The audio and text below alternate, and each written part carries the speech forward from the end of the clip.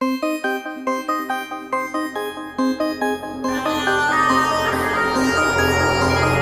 Dear student, कैसे हो आप सभी लोग। मैं हूँ DRX देवेशपाल और आज की क्लास में आपका बहुत बहुत स्वागत है।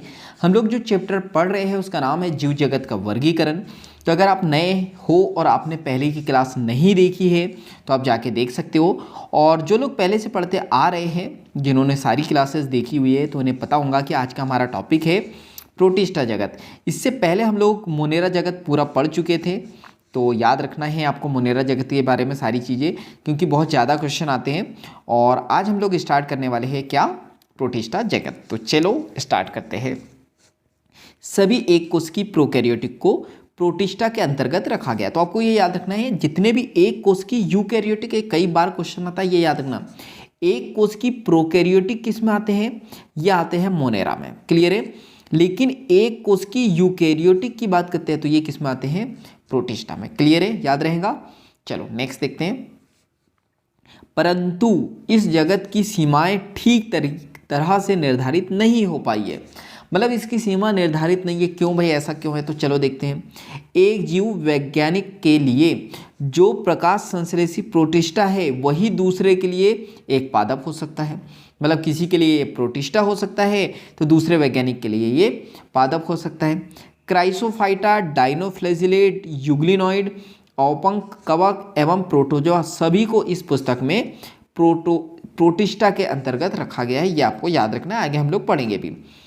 प्राथमिक रूप से प्रोटिस्टा के सदस्य जलीय होते हैं, ठीक है। प्राथमिक रूप से जो प्रोटिस्टा के सदस्य कैसे होते हैं, जलीय, ये याद रखना है।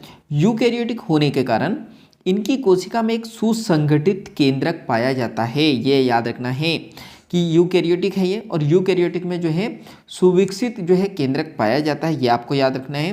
एवं अन्य झिल्लीबद्ध कोशिकांग भी इसमें देखने को मिलेंगे, जबकि प्रोटिस्टा में नहीं मिलेंगे। अब आप बोलोगे सर आपने तो बताया ही नहीं। तो मैंने ये बताया आपको कोशिका वाले चैप्टर में, यानी कि सेल बायोलॉजी में मैंने आपको बताया था, क्लियर है। तो आप वहाँ जाके देख सकते हो। तो ये याद रखना है, या यहाँ पे भी अभी समझ लो।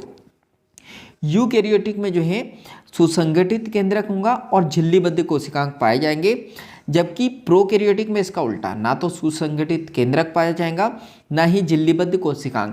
अब झिल्लीबद्ध कोशिकांग का मतलब क्या, जैसे कि माइटोकॉन्ड्रिया हो गया, हरित लवक हो गया, इसमें एक आवरण पाया जाएगा, एक झिल्ली का बद्ध पाया जाएगा। झिल्लीबद्ध यानी झिल्ली का आवरण, जिससे हम लोग पहचान कर सकते हैं कि अच्छा ये माइटोकॉन्ड्रिया है, ये लाइसोसोम है, ये रिक्तिका है, क्लियर है। चलो नेक्स्ट देखते हैं। इसके बाद हम लोग बात करते हैं कुछ प्रोटोजोआ में कसाव व पक्षमाप भी पाए जाते हैं।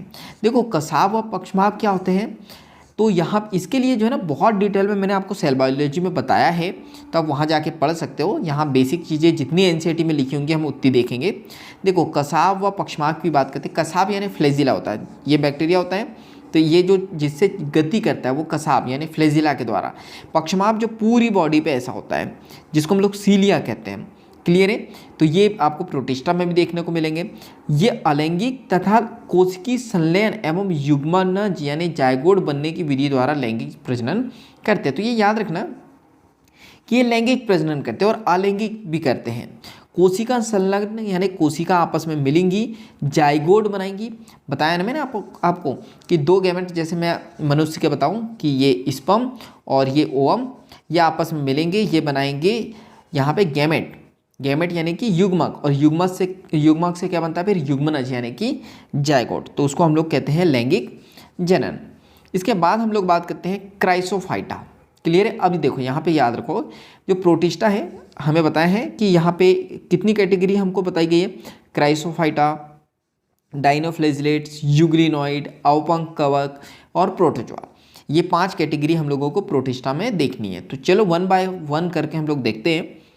तो सबसे पहले तो हम लोग बात करते हैं क्राइसोफाइट, क्लियर है, या क्राइसोफाइटा भी इसको हम लोग कहते हैं। तो इस समूह के अंतर्गत डाइटम तथा सुनहरे शैवाल आते हैं, जिसको डेस्मिट कहते हैं। मोस्ट इंपॉर्टेंट ये पूछे जाते हैं ऐसे क्वेश्चन कि इसके अंतर्गत कौन कौन आएगा। 1 मिनट, इसके अंतर्गत आएगा कौन कौन आएगा, डाइटम और कौन आएगा यहाँ पे सुनहरे शैवाल। किसके अंतर्गत आते हैं ये, क्राइसोफाइट। ये स्वच्छ जल में एवं लवणी यानी कि समुद्र में पर्यावरण दोनों में पाए जाते हैं। ये याद रखना, स्वच्छ जल में भी पाए जाएंगे और लवणीय यानी खारे जल में भी पाए जाएंगे, समुद्र वाले जल में भी ये पाए जाएंगे। ये अत्यंत सूक्ष्म होते हैं यानी बहुत छोटे होते हैं तथा जलधारा के साथ निश्चेष्ट रूप से बहते हैं, यानी जैसी जलधारा बहती रहेंगी ये भी बहते रहते हैं। डाइटम में कोशिका भित्ति साबूदाने की तरह इसी के अनुरूप दो अतिच्छादित कवच बनाती है। तो ये याद रखना है कि यहाँ पे जो है और इन भित्तियों में सिलिका होती है जिस कारण से नष्ट नहीं होते। चलो तो अब आगे देखते हैं। तो इनकी जो, ये याद रखना है, इनकी जो मान लो कि ऐसे एग्जाम्पल के लिए ये बना लेते हैं, ठीक है। ये डाइटम है, इनकी कोशिका भित्ति किसकी बनी है? साबूदानी की तरह। साबूदानी यानी कैसे? आप अब यहाँ पे साबूदाना खाने वाला नहीं है, आपने वो देखा है साबूदाना यानी दानी का मतलब है जिसमें साबुन रखते हैं, तो ऐसे ऐसे छिद्र होते हैं। सो 1 मिनट, इसको मैं ऐसा मिटाता हूँ, ठीक है। तो यहाँ ऐसे ऐसे छिद्र होते हैं साबूदानी में जहाँ पे साबुन रखते हैं ताकि पानी निकल जाए। क्लियर है? तो ये याद रखना, साबूदानी की तरह इसी के अनुरूप। तो 1 मिनट, चलो तो अब हम लोग देख लेते हैं। तो यहाँ पे दो अतिच्छादित कवच बनाती है, यानी दो कवच यहाँ पे देखने को आपको मिलेंगे। इन भित्तियों में सिलिका होती है, तो ये याद रखना, इन भित्तियों में आपको क्या देखने को मिलेगी? सिलिका देखने को मिलेंगी, और जिसके कारण ये नष्ट नहीं होती। याद रखना, जिस कारण ये जो डाइटम है, ये क्या हम लोग पढ़ रहे हैं? डाइटम, ये क्या होता है? नष्ट नहीं होता है। और इस प्रकार मृत डाइटम अपने परिवेश यानी आसपास का जो स्थान होता है, वास स्थान में कोशिका भित्ति के अवशेष बहुत बड़ी संख्या में छोड़ देते हैं। मतलब ये जहाँ पे भी इनकी मृत्यु होती है, ठीक है, ये जहाँ पे भी मृत्यु होती है डाइटम की, तो अपने आसपास के स्थान पे ये कोशिका भित्ति का अवशेष छोड़ देता है, ठीक है। ये छोड़ दिया तो ये करोड़ों वर्षों में जमा हुए इस अवशेष को डाइटमी मृदा कहते हैं। क्लियर है? बैटरी गई, लेकिन हम लोग पढ़ेंगे। देखो, डाइटमी मृदा यानी देखो मिट्टी बन जाती है और उस मिट्टी में बहुत सारे डाइटम रहते हैं, तो उसको डाइटमी मृदा कहते हैं। क्लियर है? इसके बाद हम लोग बात करते हैं, तो ये जो डाइटमी मृदा है, याद रखना है, ये कणमय होने के कारण इस मृदा का उपयोग पॉलिश करने में किया जाता है, तेलों तथा सिरप के निस्यंदन यानी इसको छानने में किया जाता है, और ये समुद्र के मुख्य उत्पादक होते हैं। क्लियर है? बहुत इंपॉर्टेंट चीज़ है, ये आपको याद रखना है। इसके बाद हम लोग बात करते हैं डाइनोफ्लेजिलेट। तो चलो डाइनोफ्लेजिलेट को हम लोग देखते हैं। ये जीवधारी मुख्यतः समुद्री एवं प्रकाश संश्लेषी होते हैं। मुख्यतः ये कहाँ पाए जाएंगे? समुद्र में, और ये होते हैं प्रकाश संश्लेषी। इनमें उपस्थित प्रमुख इनमें उपस्थित प्रमुख वर्णकों के आधार पर पीले, हरे, भूरे, नीले अथवा लाल ये दिखते हैं, ठीक है। इनकी कोशिका भित्ति के बाह्य सतह पर आपको यहाँ पे देखने को मिलेंगी सेल्यूलोज की कड़ी पट्टिकाएं। क्लियर है? तो कुछ एग्जांपल दिया है क्या? सो 1 मिनट, डाइनोफ्लेजिलेट्स। तो पहला तो जो है डाइनोफ्लेजिलेट्स दिया गया है, तो कहाँ गया डाइनोफ्लेजिलेट्स? ये दिया है, ठीक है। तो ये डाइनोफ्लेजिलेट्स का ही डायग्राम है कि यहाँ पे क्या बताया गया हमको कि ये हरे, पीले, लाल दिखाई देते हैं, और इनकी कोशिका भित्ति की बाह्य सतह पे जो है सेल्यूलोज, ये बाह्य सतह पे ये सेल्यूलोज की जो है कड़ी पट्टिकाएं हम लोगों को दिखाई देंगी, ठीक है। जिसमें हम लोगों को जो है अधिकतर डाइनोफ्लेजिलेट्स में दो कसाब दिखाई देंगे। दो कसाब है क्या? सो 1 मिनट, ये डायग्राम इसी का है। सो 1 मिनट, डाइनोफ्लेजिलेट्स आ आ आ आ आ आ, कबूतर जा जा जा जा जा। तो ये दिख नहीं रहा है, लेकिन ये एक तो ये है और एक शायद इधर होगा, दब गया होगा, ठीक है। तो जिसमें दो कसाब होते हैं, जिसमें एक लंबवत तथा दूसरा अनुप्रस्थ होता है। लंबवत कैसा होगा? देखो इस तरह से, अनुप्रस्थ यानी कि इस तरह से, तो ये कुछ ऐसा होगा। तो यहाँ पे अनुप्रस्थ रूप से भित्ति पट्टिकाओं के बीच की खांच में उपस्थित रहती है। देखो ये खांच है ना, ये इसको खांच खुजली वाला नहीं है, ये खुजली वाला नहीं, इस वाले खांच की बात की जा रही है, इसकी बात। क्लियर है? तो यहाँ पे खांच में दिखाई देगा। प्रायः लाल डाइनोफ्लेजिलेट्स की संख्या में विस्फोट होता है। क्लियर है? तो जो लाल डाइनोफ्लेजिलेट्स है इसमें होगा विस्फोट, ब्लास्ट होगा, जिससे क्या होगा? जिससे समुद्र का जल भी लाल हो जाएगा और लाल तरंगे दिखने लगेंगी। तो ये जो है डायनोफ्लेजिलेट्स के कारण होता है, ये याद रखना। और इतनी बड़ी संख्या के जीव से निकलने जीव विष के कारण मछली एवं अन्य समुद्री जीव भी मर जाती है। तो ये याद रखना है कि जब भी लाल डायनोफ्लेजिलेट्स ब्लास्ट करती है तो जल जो है या समुद्र का जल कैसा हो जाता है, लाल हो जाता है, लाल तरंगे निकलती हैं और उनके जहर से जो है मछली और अन्य समुद्री जीव भी मर जाते हैं। इसका एग्जाम्पल क्या है, गोनिया लैक्स, मोस्ट इंपॉर्टेंट क्या याद रखना है, गोनिया लैक्स। क्लियर है। तो देखो ये देख चुके हम लोग डायनोफ्लेजिलेट्स। बा क्या दिया है, यूग्लिना। तो चलो आगे देखते हैं हम लोग। तो अब हम लोग यूग्लिना देखेंगे। तो यूग्लिना की बात करते हैं तो इनमें से अधिकांशतः स्वच्छ जल में ये पाए जाते हैं। ठीक है, पाए जाने वाले जीवधारी होते हैं जो स्थिर जल में भी पाए जाते हैं। इनमें कोशिका भित्ति की जगह एक प्रोटीन युक्त पदार्थ की परत होती है जिसे पेलिकल कहते हैं। Very important. क्लियर है। तो ये याद रखना है आपको कि यहाँ पे कोशिका भित्ति नहीं होती है। ठीक है, इनमें कोशिका भित्ति नहीं होती है बल्कि प्रोटीन की एक परत होती है जिसको हम लोग कहते हैं पेलिकल, जो इनकी संरचना को लचीली बनाती है। क्लियर है, कैसी बनाती है, लचीली बनाती है। और इनमें दो कसाब होते हैं। ठीक है, दो कसाब यानी दो फ्लैजिला, जिसमें एक छोटा और एक दूसरा लंबा होता है। तो चलो कहाँ गया यूग्लिना हमारा, ये देखो।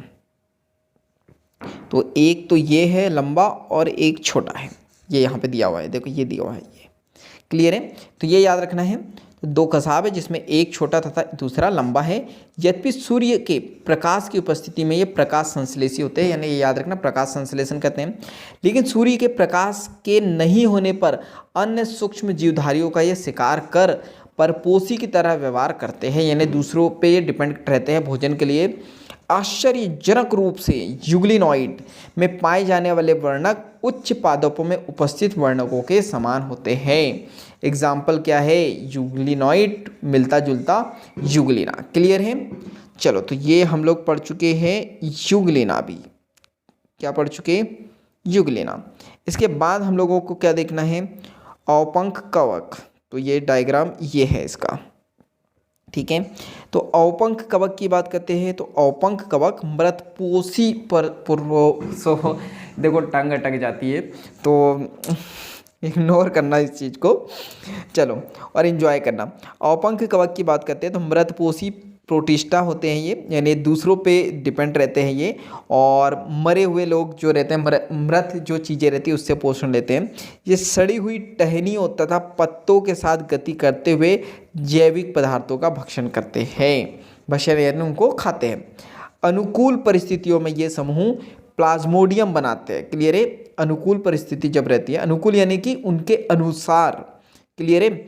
जब परिस्थिति रहती है, जैसे तुम्हारे अनुसार कौन सी परिस्थिति रहती है, जब तुम सुबह 8 बजे सोते हो और तुम्हें कोई नहीं उठाता है तो ये तुम्हारी अनुकूल परिस्थिति है। लेकिन अगर तुम सो रहे हो और कोई तुम्हें 6 बजे ही उठा दे तो ये तुम्हारे अनुकूल परिस्थिति नहीं है, ये तुम्हारे जो है विषम परिस्थिति है कि तुमको 6 बजे उठना पड़ रहा है। चलो नेक्स्ट देखते हैं।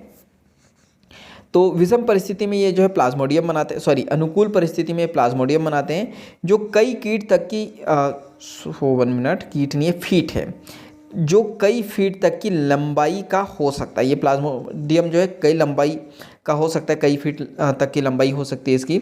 प्रतिकूल परिस्थिति में ये बिखरकर सिरों पर बीजाणु युक्त फलनकाय बनाते हैं और इन बीजाणु का परिक्षेपण वायु में होता है। ये वायु में फैल जाते हैं और फिर जो है किसी को रोग हो जाता है या ये किसी और में जो है लग जाते हैं। क्लियर है। तो ये याद रखना, वायु के साथ ये जो है परिक्षेपण इनका कर दिया जाता है, ये छोड़ दिया जाता है। क्लियर है यहाँ तक के।